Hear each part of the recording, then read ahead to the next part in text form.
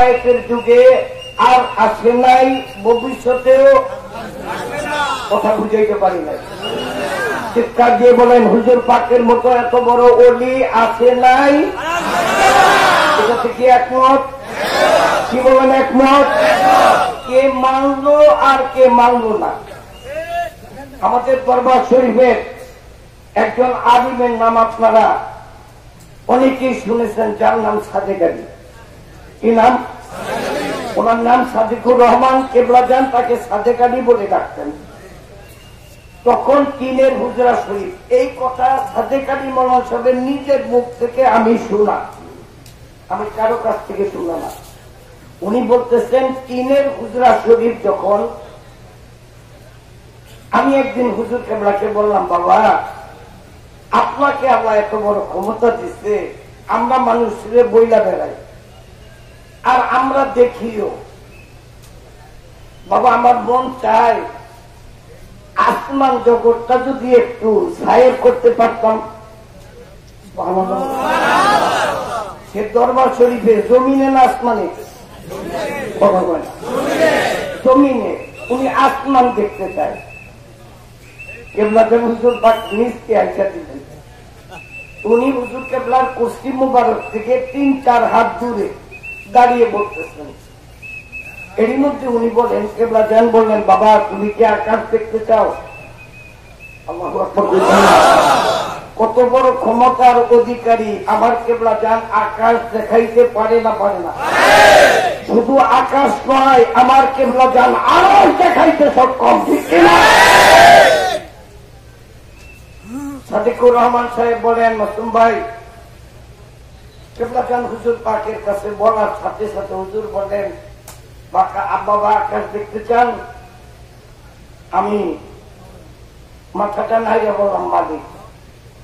হঠাৎ করে আমার ভিতরে কেমন জানি একটু অবচেতন আসলো, ঘুম ঘুম ভাব হলো, এই 1 সেকেন্ড 2 সেকেন্ডের মতো। এখন আমি চোখটা খুইলা দরবার শরীফ দেখি না। আরো জোরে, আরো জোরে, আরো জোরে।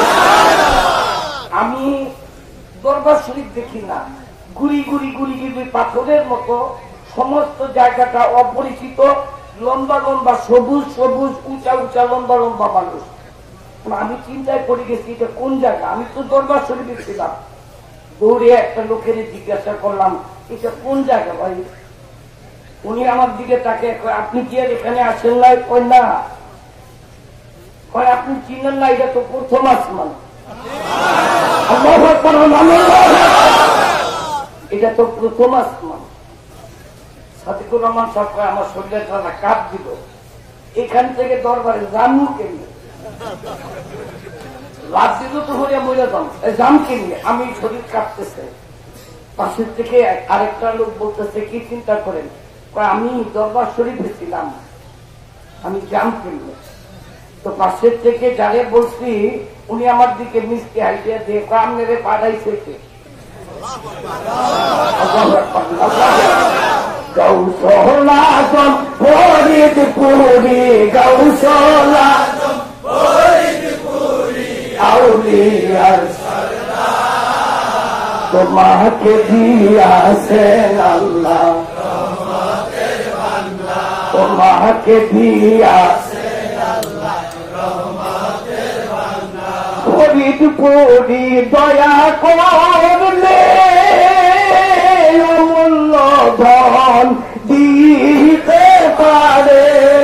পারে কি পারে না?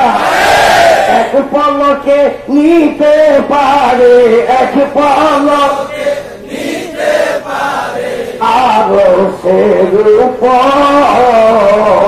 গৌসুল আজম ফরিদপুরি আউলিয়ার সরদার। মারহাবা কোন? সাদিকুর রহমান সব কোথায়? আসমানে। ওনাকে নিচকে আইসা দিয়ে লম্বা লোকটা বলতেছে, আপনারে পাঠাইছে কে? উনি বলতেছেন, আমি তো দরবার শরীফ থেকে আইছি।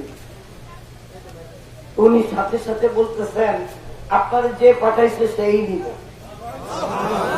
আরো জোরে। সাদিকুর রহমান সাহেব কোথায়? সে মারহাবা কর। সাদিকুর রহমান সাহেব বলেন ওই লোকটা আমার কথা বলতে বাকি, হুজুর আমারে ডাক দিল সাদেক আলী। আমি আসমানে, হুজুর জমিনে। হুজুর বললেন সাদেক আলী। মুহূর্তের মধ্যে আমার মনে হলো এতক্ষণ তন্দ্রায় ছিলাম, ও তন্দ্রা যে ছিলাম আমার ভিতরে একটা ঝাঁকি লাগলো। আমি উপর হইয়া করে জানের কদম করে বললাম, বাবা আমি প্রথম আসমান দেখে এসেছি। আরো জোরে, আরো জোরে জোরে। কেবলা জান হুজুর পাক কি বলছেন শোনেন, সাদেক আলী তুই যদি আমার কথা মানতি আর কঠিন রিয়াজত যদি করতি, আজকে প্রথম আসমান না সার্থবক আসমান পাড়ি দিয়া আরব কুরসি লৌহ কলম ঘুরে নিয়ে আইতাম। আরো জোরে বলুন আল্লাহু আকবার। সেই মহাবান্ধবের পবিত্র মহাপবিত্র ফাতিহা শরীফে আমরা আসছি। আপনারা জানেন আমাকে আলাউদ্দিন দাদা উনি খাদেম ছিল আজমিরের, খাজা আজমিরি তারে পাঠাইছে আমার বাবার কদম। আল্লাহু আকবার কোন। আরো জোরে। আমার বাবার কদমে বহু দরবার থেকে বহু পীর, মৌলানা আমিনুল ইসলাম রাজাপুরী আমাদের বরিশালের পিরোজপুরের, উনি পুরপুরার খলিফা, ওনার পীর ওনারে পাঠাইছে আমার পীরের দরবারে।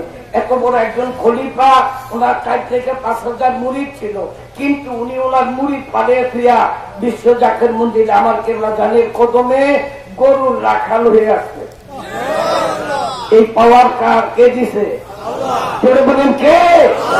আমার কেবলা জান হুজুর পাকের পাওয়ারের উপরে আলোচনা করলে রাতের পর রাত চলে যাবে, কেবলা জানের আলোচনা শেষ হবে না। তবে এতটুকুন বলবো, এমন একজন বান্ধব আগেই আপনারা স্বীকার করলেন কেবলা জান আসছেন, আসছেন না নাই?